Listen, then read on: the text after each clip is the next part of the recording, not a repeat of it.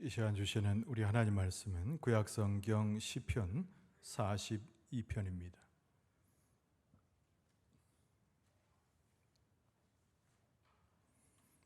시편 42편 1절로 11절까지의 말씀 한 절씩 교독하겠습니다.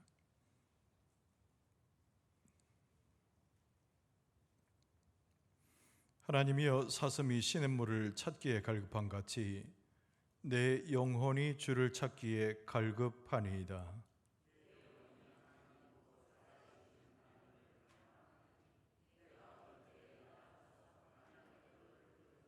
사람들이 종일 내게 하는 말이 내 하나님이 어디 있느냐 하오니 내 눈물이 주야로 내 음식이 되었도다.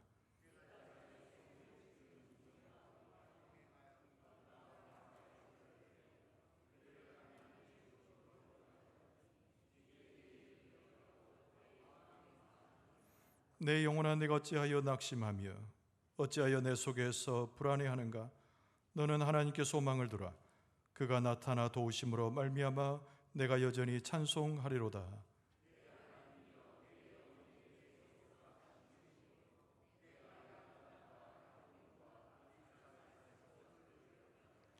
주의 폭포 소리에 깊은 바다가 서로 부르며 주의 모든 파도와 물결이 나를 휩쓸었나이다.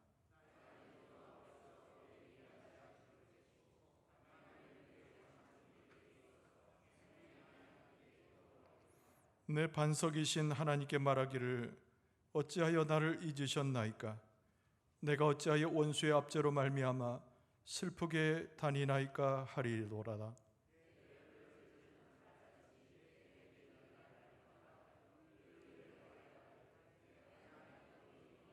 같이 읽습니다.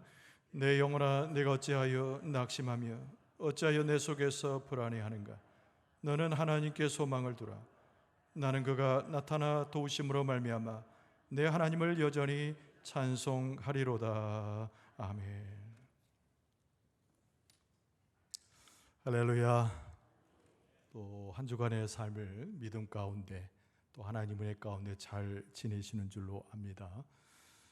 여기 서서 여러분의 표정만 봐도 하나님의 은혜가 충만한 것을 때문에 알 수가 있어요. 사순절에 그리스도의 십자가를 묵상하고 예수 그리스도의 부활을 대망하는 우리의 정말 거룩한 절기를 지나고 있는데요. 오늘 말씀으로 함께하고 하나님께 예배하는 여러분과 저에게 하나님께서 놀라운 하늘의 복과 은혜로 채우실 줄로 믿습니다. 오늘 시편 42편 1절 이하의 말씀을 가지고 하나님께 소망을 두라, 성경 말씀에 나와 있는 구절로 제목을 잡아봤습니다. 한번 따라서 할까요? 하나님께 소망을 두어야 합니다.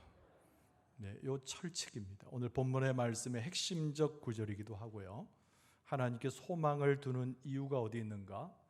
또 소망은 내게 어떤 의미가 있는가? 우리가 소망으로 하나님을 따라감이 우리 믿음과 어떤 연관성을 갖는가? 이런 질문과 생각 가운데서 오늘 본문의 말씀을 묵상해 봐야 됩니다. 근데 시편 42편은 특이한 것이 하나가 있는데 우리가 늘상 보는 여러 시편 중에 다윗이 그 저자가 아니라는 거예요. 여러분 성경에도 나와 있습니다만 고라 자손의 시 이렇게 되어 있습니다. 마스기라는 이름이 붙여져서 고라 자손의 시 이렇게 되어 있습니다. 많이 읽지 않는 바로 사람의 이름이죠. 고라. 그리고 그 자손이라고 표현하는 것은 더 어렵게 우리를 만듭니다. 그러나 민수기 16장에 보면 이 고라와 그 자손들에 대한 기록이 거기에 등장하고 있어요. 고라 그리고 고라의 자손들은 어떤 사람들인가? 오늘 본문의 말씀을 이해하기 위해서라도 그 배경을 우리가 조금 살펴볼 필요가 있습니다. 모세와 아론의 시대에 하나님께서 명령하신 것들이 많죠. 제사에 대해서, 하나님을 섬기는 것에 대해서. 근데 고라라고 하는 인물은 반역자입니다. 모세와 아론을 거슬러서 하나님께 반역을 일으켰던 사람이죠. 그의 최후는 어떻게 됐겠습니까? 하나님께 반역한 자는 살아남을 수 없잖아요. 하나님의 공의 때문에 죽은 사람, 그가 바로 고라입니다. 고라의 후손의 형편들도 그렇게 녹록지 않지요. 모세의 시대로 다시 거슬러 올라가서 조금 설명을 해보게 됩니다. 여러분, 하나님께서 이스라엘 백성들을 모세의 영도 아래 광야로 이끄시고 가나안 땅을 바라보게 하셨어요. 하나님의 최고의 목적이 무엇이었는가? 이스라엘 백성을 통해서 예배받기를 원하셨습니다. 그리고 예배를 집례할 수 있는 주 인물을 선택하시는데 그 당시에 제사장이었던 당연히 아론이지요. 그리고 아론의 아들들과 그 후손들로 인하여 소위 말하는 제사장의 직분을 이어가도록 하나님께서 그렇게 명하셨습니다. 그런데 아론만 있었나요? 제사장이나 하나님 앞에 거룩한 지파들이 많았습니다. 고라가 여기에 대해서 앙심을 품은 거예요. 왜 아론인가? 왜 아론의 자손만 특별히 하나님의 은총을 입어서 제사장과 하나님을 예배하고 섬기는 것에 유일하게 그가 선택되었는가? 불만을 품었어요. 그래서 반역을 일으킵니다. 아까 설명한 대로 단순히 모세와 아론에 대한 적개심만이 아니고 이것은 하나님의 명령, 하나님의 뜻을 어기는 고라의 최대 실수죠. 기록에 보면 땅이 열렸다고 되어 있어요. 쉽게 말하면 지진이 일어납니다. 그리고 고라와 함께했던 일당들, 고라 주변에 있었던 소위 연합을 이루었던 사람들이 전부 다 그 가운데 비참하게 죽게 됩니다. 하나님의 심판은 처절한 것이었어요. 단호한 것이었습니다. 하나님의 공의가 무엇인가를 온 땅에 알리는 엄청난 사건이었단 말이에요. 근데 고라의 후손들 가운데 살아남아 있는 자들이 몇 있었습니다. 어린아이들입니다. 나이가 적었기 때문에 전쟁에 참여할 수도 없었고 아무것도 알지 못했기 때문에 무지 상태에서 그냥 고라 후손의 명맥을 유지할 만한 작은 아이들 몇만 살아남았습니다. 그런데 하나님께서 그들에게 은혜를 주셨어요. 고라의 자손들이 성장할 때 하나님이 양육하셨습니다. 그들의 조상들과는 전혀 다르게 그들을 경건한 후손들로 하나님이 삼으셨어요. 그래서 고라의 후손들은 고라와 전혀 다르게 하나님을 섬기는 그런 가족과 영적인 하나님의 은혜를 입은 테두리 안에서 삶을 살아가게 됩니다. 여러분, 우리가 잘 아는 사무엘 선지자가 있잖아요. 사무엘 선지자도 고라의 후손입니다. 여러분, 다윗 시대에 고라의 후손들의 굉장한 번성을 봐요. 전쟁터에 나간 유명한 장수들 중에 고라의 후손이 많습니다. 음악을 즐기고 하나님을 찬송하기를 좋아했어요. 그래서 성막 가운데서 소위 말하는 성가 대장을 지냈던 사람들이 고라 후손들입니다. 오늘 본문의 말씀이 시편이잖아요. 여기에는 곡조가 붙어 있습니다. 그래서 그들은 다윗의 저작과 거의 차이가 없이 하나님을 찬송하는 데 손색함이 없이 고라의 후손의 고백 그리고 하나님을 찬송하는 모습으로 하나님을 높이고 있어요. 여러분, 고라 후손들이 처해 있는 그 상황은 우리에게 은혜를 줍니다. 신약 성경에 등장하는 사울이 예수 그리스도를 믿는 자를 핍박하는 자리에서 예수님을 만나고 변화되었잖아요. 그래서 초대교회에 유명한 사도로 올라가게 되잖아요. 마치 그것처럼 고라의 모습은 반역자였지만 하나님 앞에 그 정의 가운데 공의 가운데 죽는 자가 되었으나 그는 어린 후손들을 하나님께서 책임져 주셔서 그들을 은혜의 자리에 하나님을 가장 높은 찬송을 돌릴 수 있는 자리로 올려주셨다는 거예요. 대단한 역설이죠. 근데 오늘 이 본문의 말씀 가운데 등장하는 고라 자손들, 그들이 쓴 시가 오늘 시편 42편입니다.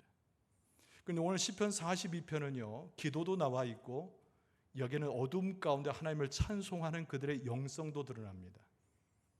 어둠의 인생을 살아갈 때, 억눌림 가운데 있을 때, 많은 사람들이 조소하고 많은 사람들이 질타할 때, 그들은 하나님과의 관계를 끊이지 아니하고 하나님을 높이고 찬송하는 가운데 하나님의 능력을 소유하는 자들이 되었어요.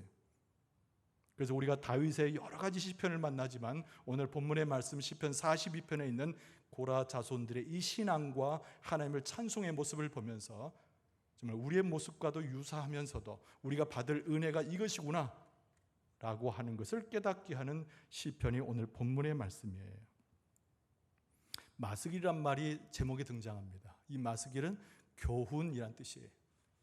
고라 자손들이 일생 동안 하나님을 찬송하고 그들의 조상과 다르게 하나님의 은혜의 반열에 올랐을 때 그들의 삶 자체가 우리에게 주는 위대한 교훈이 있다는 거죠.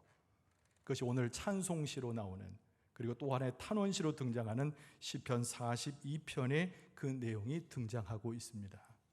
여러분, 축복의 말씀을 드려요. 우리의 형편이 어떠하든지, 우리의 모습이 어둠과 같아도, 우리의 삶이 질곡에 있어도 하나님께서 우리를 기억하셔서 은혜를 주심에 찬송하는 자로, 능력을 얻는 자로 우리의 심령과 우리의 삶을 하나님께서 지켜주실 줄로 믿습니다. 자, 오늘 본문의 말씀을 대하고 있는 것은 단순한 고라의 자손의 이야기만이 아니라 우리들의 이야기인 거예요. 그래서 오늘 말씀은 우리에게 주신 하나님의 말씀이자 우리의 고백입니다. 여러분, 첫 번째는 이 고난이라고 하는 상징적 밤에, 이 고난의 밤에 그들은 자신의 마음 상태를 하나님 앞에 혹은 함께하는 동료들 앞에 이야기를 자세히 한다는 거예요.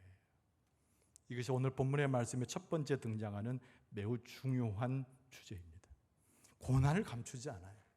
자기들의 어려움들을 내놓는 것을 두려워하지 않습니다. 그들은 항상 하나님 앞에 있었기 때문이죠. 그래서 형제들에게, 함께하는 자들에게, 찬송하는 자들에게 자기의 어려운 처지를 이야기하면서 하나님을 향하여 고개를 들고 있는 모습, 그것이 바로 고라 자손, 오늘 본문의 말씀을 기록한 그들의 모습입니다. 여러분, 1절에 보면 사슴을 비유해서 자기들의 갈망함을 이렇게 표현해요. 하나님이여, 사슴이 시냇물을 찾기에 갈급함같이 내 영혼이 주를 찾기에 갈급하니이다. 우리가 복음성가라든가 우리가 예독하는 말씀 중에 이 애타는 하나님에 대한 갈증을 갖고 있는 표현이 여기 등장하잖아요. 여러분, 1절을 대할 때 좀 상상력을 발휘해야 됩니다. 사슴인가 보다 그러지 말고 상상력을 좀 발휘하란 말이에요. 동물원에 있는 사슴이 아니고 우리가 TV에서 가끔 볼 수 있는 저 초원의 그런 사슴이 아닙니다. 간주한 땅, 사막에 홀로 남겨져 있는 사슴을 상상해 봐야 돼요. 얼마나 목이 마르겠습니까? 이곳저곳을 다니지만 마실 물을 찾지 못하잖아요. 그 사슴이 갖고 있는 갈증, 그 물을 찾고자 하는 열망, 고라 자손은 자기들의 심령의 상태가, 자기들의 모습이 그러하다라고 묘사하는 거예요. 사슴이 맑은 물을 찾고 마실 물을 찾는 것처럼 그들은 무엇을 그렇게 찾았을까요? 당연히 하나님을 찾고 헤매고 있는 거예요. 고라 자손은 어두운 밤이 있었을 때, 인생의 고통이 있을 때, 어려움이 있을 때, 그 어떤 곳에도 갈증을 채울 수 없는 그 비참한 상태에 있을 때 바로 그들은 노래하고 바라보는 것은 하나님을 바라보고 하나님을 만나기를 소원했다는 거예요. 그래서 이 간주한 땅에서 물을 찾는 사슴처럼 어디에서 자기 생명의 양식을 먹을 수 없어서 지쳐서 헤매고 있는 사슴처럼 그들은 하나님을 앙망하고 하나님을 갈망하면서 하나님 앞에 서 있다라고 여기서 고백하고 있어요. 그런데 여러분, 고라 자손은 오랜 고라의 후손의 모든 역사에 그 다 알려져 있는 것처럼 고통의 세월이잖아요. 그 어둠 속에서 하나님의 은혜를 입은 백성들이잖아요. 여러분, 그들에게는 뭔가의 확신이 있는 거예요. 반역자로 죽은 고라 이후에 그 후손들이 가졌던 확신이 있는 거예요. 여러분, 그 확신은 다른 것이 아니라 하나님은 반드시 살아 계시는 하나님. 할렐루야. 이 고라 자손이 고백하고 있는 하나님의 첫 번째 정의는 뭐냐면 살아 계시는 하나님. 근데 그 막연히 그런 것이 아니라 지금 살아 계시는 하나님이라는 거예요. 바꿔 말하면 죽은 하나님이 아니라는 거예요. 그리고 무엇보다 고라 자손이 생각하는 것은 이 현재 이 시는 한 사람이 쓴 것이 아니라 고라 자손들이 함께하면서 어울려가며 장단을 맞추는 그런 시거든요. 그래서 서로에게 이야기합니다. 우리가 모여 있을 때, 우리가 함께할 때, 함께 찬송할 때 하나님은 저 멀리 계시는 분이 아니라 살아계신 그 하나님께서 우리 가운데 오신다고 하는 확신인 거예요. 그래서 이 고라 자손들이 함께하면서 함께 하나님을 노래하면서 그들이 고백, 살아계신 하나님이 우리 가운데 찾아올 것이다. 여기에 대한 그들의 확신이 여기 있는 겁니다. 그래서 2절 말씀에 보면 내 영혼이 하나님 곧 살아계시는 하나님을 갈망하나니 그랬어요. 내가 어느 때에 나가서 하나님의 얼굴을 배울까 그랬습니다. 그 어느 때라고 하는 것은 우리가 모일 때, 찬송, 감사함으로 모일 때, 확신으로 모일 때 하나님은 그 모임을 잊어버리거나 도외시하는 분이 아니라 찾아오시는 분, 그리고 당신의 얼굴을 우리에게 보여주시는 분이라는 거예요. 그러나 오늘 본문의 말씀 1, 2절에 하나님을 만나고 있지 못합니다. 그들은 신앙의 고백을 하지만 현재의 상태는 어둠의 상태예요. 고라 잔치들이 처하고 있는 현재의 상태는 모든 것이 미흡한 상태입니다. 그래서 하나님을 그렇게 고백해도, 하나님을 바라보고 있어도 그들의 갈증은 채워지지 않고 그들의 고통은 가중되고 있는 상황이 1, 2절의 현재 모습이라는 거예요. 그들의 끊임없는 욕망과 하나님을 향한 갈증이 채워지지 않을 때, 그럼 그들의 마음이 어떨까요? 그 고통과 그 어려움이 더 심화가 되겠죠. 더 깊은 갈증과 어려움 속에 들어가요. 근데 그 요소를 어디서 찾냐면 바깥에 있는 사람들이 우리를 비난한다는 거예요. 3절 말씀해 보니까 상반절에 이렇게 되어 있습니다. 사람들이 종일 내게 하는 말이 네 하나님이 어디 있느뇨? 이렇게 말한다는 거예요. 지금 처해 있는 상황도 너무 힘든데, 지금 처해 있는 상황이 하나님을 만나지 못해가지고 그 갈등에 헤매이고 있는데, 내 삶은 부서져 가고 있고 내 삶은 마치 없어지는 것처럼 갈갈이 찢어지고 있는데 사람들이 와서 묻는 거예요. 야, 꼴 좋다.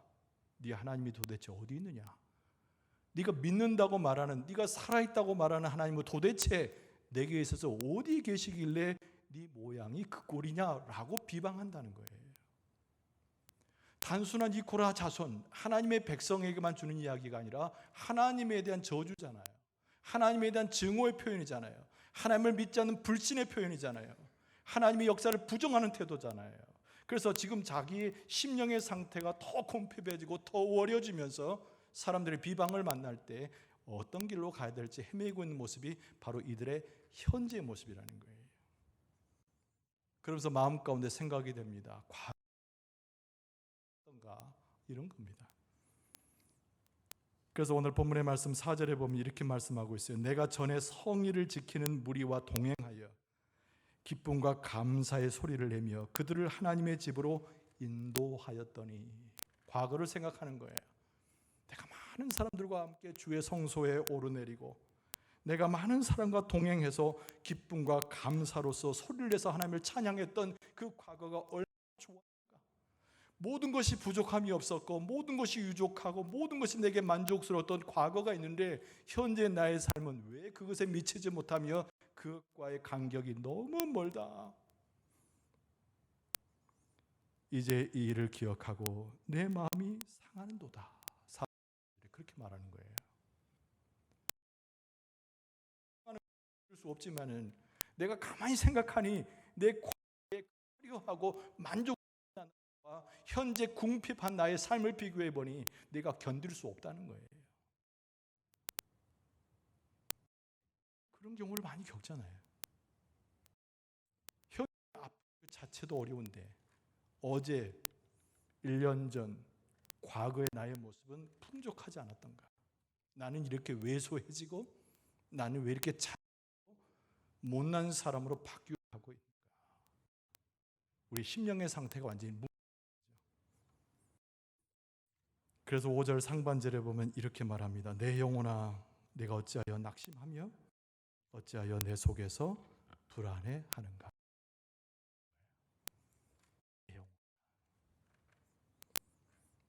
나의 낙심, 나의 불안 도대체 누가 책임질 수 있겠는가? 라고 얘기하는 거죠. 그러나 고라 자손은 이 어려움 가운데서도 누구를 붙잡은 사람들이에요? 하나님을 붙잡은 사람들이죠. 누가 붙잡아 주시니까? 하나님이 붙잡아 주시니까. 할렐루야. 하나님을 붙잡는 것이 아니고 하나님이 우리를 붙잡아 주시기 때문에 하나님 앞에 서 있을 수 있는 거예요. 그래서 이 고라 자손은 이 현재의 고난과 이 어려움, 심리적 고통에 무너지는 상황에서 어떻게 하나님을 찾고, 그것이 그 다음 절에 이어지는 그들의 신앙 고백에 연결되어져 있습니다. 도대체 이 고난의 밤을 어떻게 이겨냈을까? 바로 고난 속에서도 하나님께 소망을 두는 것으로 현재의 어려움을 극복하는 고라 자손의 하나님의 은혜를 보는 거예요. 한번 따라서 합시다. 고난 속에서도, 현재의 고난 속에서도 오직 하나님께만 소망을 둡니다. 굉장히 중요한 거예요. 설교 제목도 그러하지만 오늘 본문의 말씀의 핵심과 주제는 요 하반 부분에 있어요. 각자에 따라 고난도 다르고 어려움도 당하고 심리적 도 다르고 어느 정도 해결이 됐는지 그렇지 않는지 정도의 차이도 있지만, 그러나 이 고난의 밤이라고 하는 공통 속에서 헤어나올 수 있는 이들의 가장 중요한 고백은 뭐냐면, 내가 이 어두운 밤 속에서도 누구에게 소망을 둬요?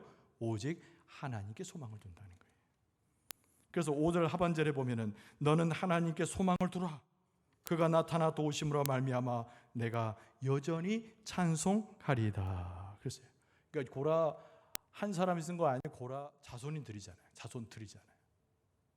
그들이 모여서 서로 상호간에 대화하면서 격려하고 찬송하고 있는 장면이 5절 하반절. 하나님께 소망을 두라. 하나님께 소망을 두라. 하나님에 대한 철저한 확신, 아까 고백한 대로 고라 자손이 그 역사 속에서 그들의 삶 속에서 살아계신 하나님을 고백했다고 이미 앞절의 말씀. 그래서 하나님에 대한 철저한 확신이 그들 가운데 절대 놓치지 않는 것은 이제 낙담의 환경에 있지만 하나님을 잊어버리지 않았다. 저는 여러분들의 속속의 심령의 상태와 여러분의 가정의 상태를 잘 몰라요. 겉으로 알 뿐이죠. 근데 이런 질문을 던져볼 수 있습니다.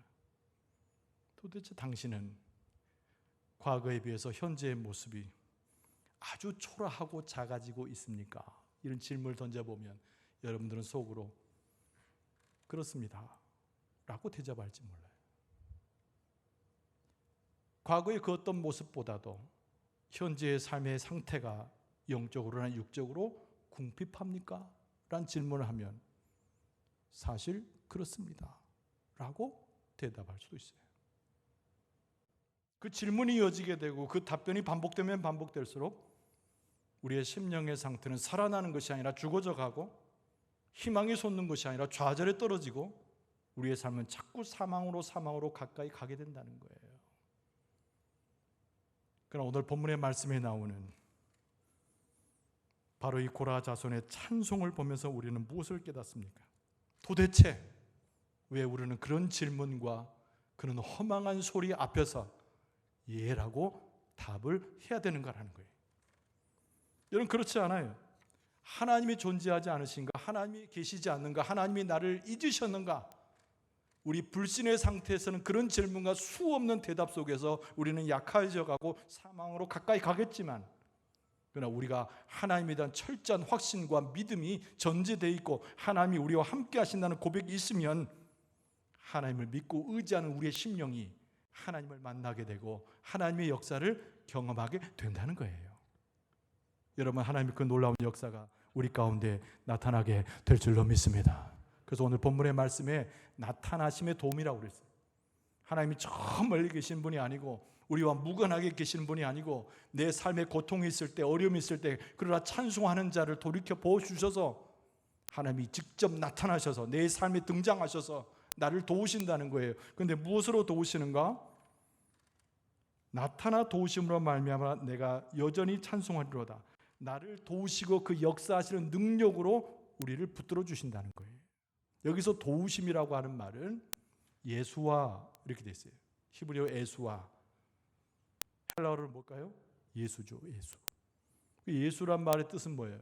저가 자기 백성의 죄에서 그를 구원할 자란 뜻이잖아요. 마태복음에 보면. 그러니까 하나님께서 나타나셔서 그냥 우리를 반기시고 하나님이 나타나 당신의 형상을 보이시는 것으로 끝나는 것이 아니고 우리를 도우셔서 당신의 역사로 우리를 이끌어 주시는데, 우리를 구원시켜 주시고 우리를 꺼내어 주시고 우리를 해방시켜 주시고 그 곤고와 어려움 가운데서 헤어나와 하나님의 축복과 은혜를 경험하도록 우리를 인도해 주신다는 거예요. 그러니까 하나님을 찬송하고 있는 고라들은 서로 이야기합니다. 하나님은 우리에게 나타나셔서 예수와 우리에게 구원을 주시는데, 하나님의 역사는 위대한 분이기 때문에 우리가 찬송할 때 하나님께서 놀라운 은혜로 우리와 함께 하신다. 그래서 하나님을 기억하면서 그들이 함께 부르짖는 찬송이 6절이에요. 내 하나님이여, 내 영혼이 내 속에서 낙심이 되므로 내가 요단 땅과 헤르몬과 미살 산에서 주를 기억하나이다. 이 말 6절은 이스라엘 사람들은 금방 알아듣는데 우리는 몰라, 이 지명을. 그래서 잘 못 알아들어요. 이게 무슨 말인가? 여러분, 세 가지 지명이 등장하잖아요. 내 하나님의 내 영혼이 내 속에서 낙심이 되지만 내가 이곳에서 내가 주를 기억합니다라는 얘기예요. 여러분, 첫 번째 등장하는 것은 뭐예요? 요단 땅이죠.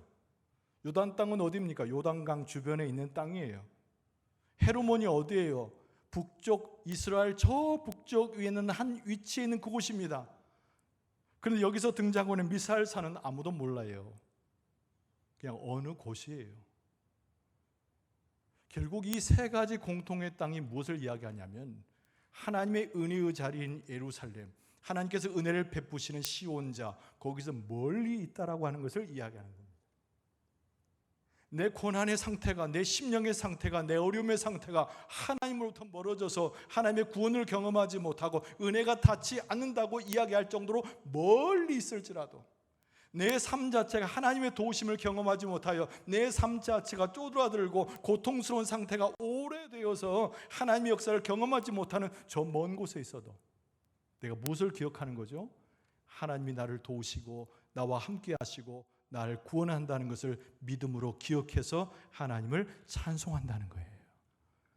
여러분, 우리가 어느 곳에 있든지 하나님은 그곳에 계셔서 우리를 기억하시고 돌보고 계시는 줄로 믿습니다.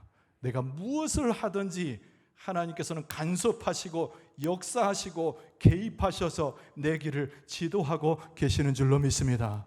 내가 무엇을 행하든지 하나님께서 내 길을 인도하여 주셔서 하나님의 은혜로 축복으로 가도록 주장해 주시는 줄로 믿습니다. 나는 미련하기 때문에, 어리석기 때문에 하나님으로부터 멀리 떨어져 있는 것 같아도 내가 하나님을 기억하면 하나님께서 나 기억하는 나의 모습을 귀하게 여기셔서 나와 함께 하신다는 표현이 6절의 말씀인 거예요.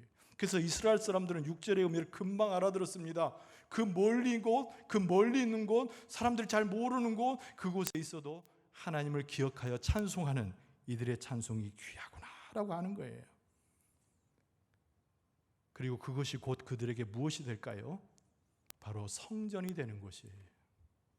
예루살렘으로 들어오지 않아도 내가 헤르몬산 그 어느 곳에 있어도 그곳이 하나님 계시는 성전이 되고, 미살산 그곳이 어딘지 몰라도 바로 그곳에 하나님의 성전이 되어지고, 그리고 사람들이 모르는 간조한 땅에 이를지라도 그곳에서 성전이 되니 성전은 곧 내가 하나님 앞에 기도하는 집이 되느니라.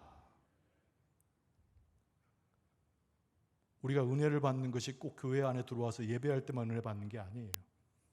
아침에 일어나고 저녁에 눕고 하루 종일 생활하면서 곤고하고 어려움을 만날 때 혼자 신음해서 골방에 갇힐 때도 그것이 성전이 되어서 하나님 앞에 기도하면 하나님께서 개입하시고 기억하시고 역사해 주셔서 하나님의 은혜로 나를 위로하시고 하나님의 능력으로 나를 붙들어 주시고 이끌어 주시는 줄로 믿습니다.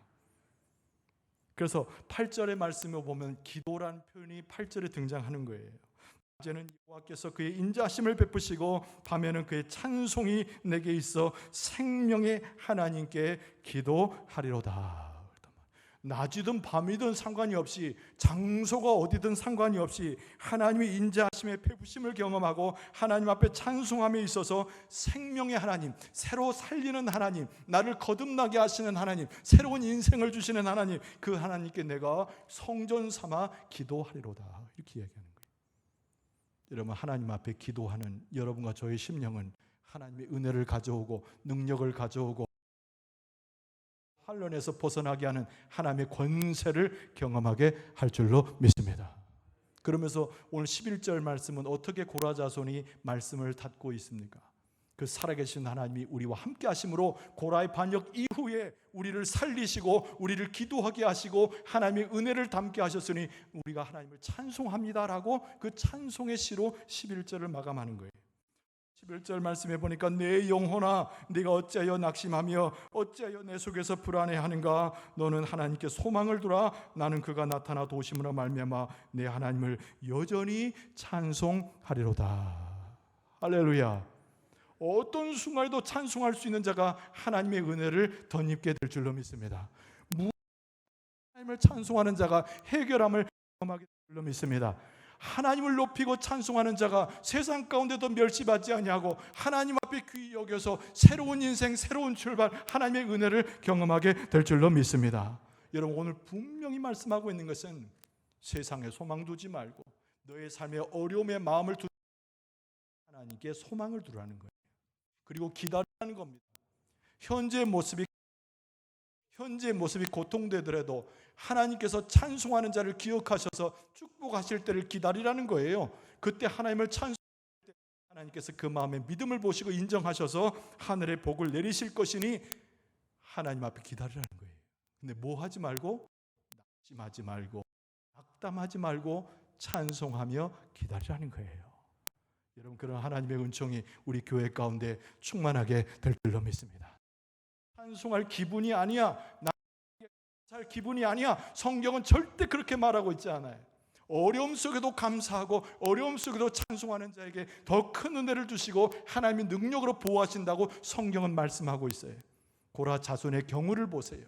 고라의 반역과 그 모든 지파가 다 천멸할 상황에서도 하나님이 귀히 여기시는 자를 살리셔서 그들의 삶 자체를, 인생을 바꾸놓으신 그 하나님께서 오늘 우리의 삶도 바꿔놓으시고 은혜로 채우시지 않겠는가. 여러분, 그 은혜를 누리게 될 줄로 믿습니다. 우리를 도우시고 나타나셔서 도우시는 하나님을 소망할 수 있기를 바랍니다. 다시 한번 주의 말씀 가운데서 고라 자손들과 더불어 하나님을 찬송하고 믿음으로 일어나서 새로운 하나님의 역사를 열어가고 하나님의 놀라운 기쁨을 드릴 수 있는, 하나님께 영광을 돌려드릴 수 있는 삶이 되어질 수 있기를 주의 이름으로 축원합니다.